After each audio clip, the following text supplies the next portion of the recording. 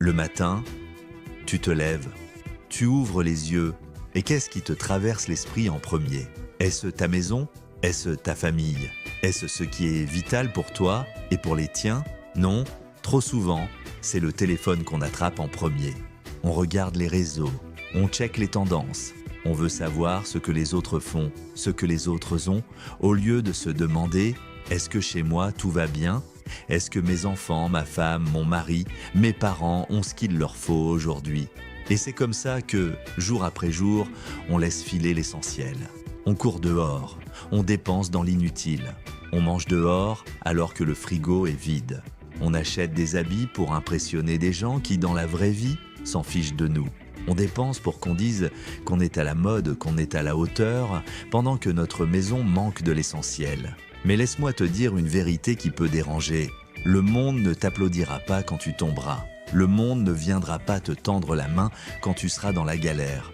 Ceux qui comptent vraiment, ce sont ceux qui partagent ton toit, ceux qui sont là dans le silence quand il n'y a plus de bruit, ceux qui t'aiment dans l'ombre, pas ceux qui te félicitent en public.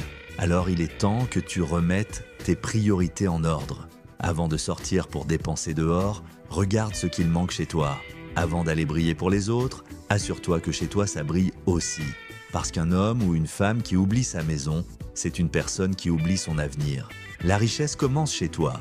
Elle commence dans les petits détails, un toit sécurisé, un frigo rempli, des enfants qui mangent à leur faim, une épouse, un mari, des parents en paix. Tu sais, il y a des gens qui passent leur temps à construire pour le regard des autres. Ils dépensent dans des futilités et le jour où ils tombent, ils se rendent compte qu'il n'y a personne derrière eux. Parce que ceux qu'ils ont négligés, c'était les seuls qui auraient pu les soutenir. Ne fais pas cette erreur. Priorise ce qui est vital. Avant la dernière paire de baskets, assure la scolarité de ton enfant. Avant le dernier téléphone à la mode, paie les factures de ta maison. Avant de faire le malin au restaurant, remplis le frigo.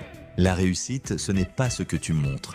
La réussite, c'est ce que tu bâtis, ce que personne ne voit, mais que ta famille ressent, ce que tes enfants vivent, ce que ton épouse ou ton mari ressent en se disant « J'ai quelqu'un de solide à mes côtés ».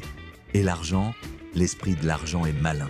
Si tu ne le maîtrises pas, il te domine. Si tu ne le diriges pas, il t'éparpille. Si tu ne lui donnes pas un but, il devient ton piège. Alors apprends à dominer ton argent. Donne-lui une mission, donne-lui un but. Que ton argent serve à bâtir ton foyer avant de satisfaire ton ego. Parce qu'au final, ce sont tes priorités d'aujourd'hui qui détermineront ta tranquillité de demain. Réveille-toi. Prends soin de chez toi avant de vouloir impressionner dehors.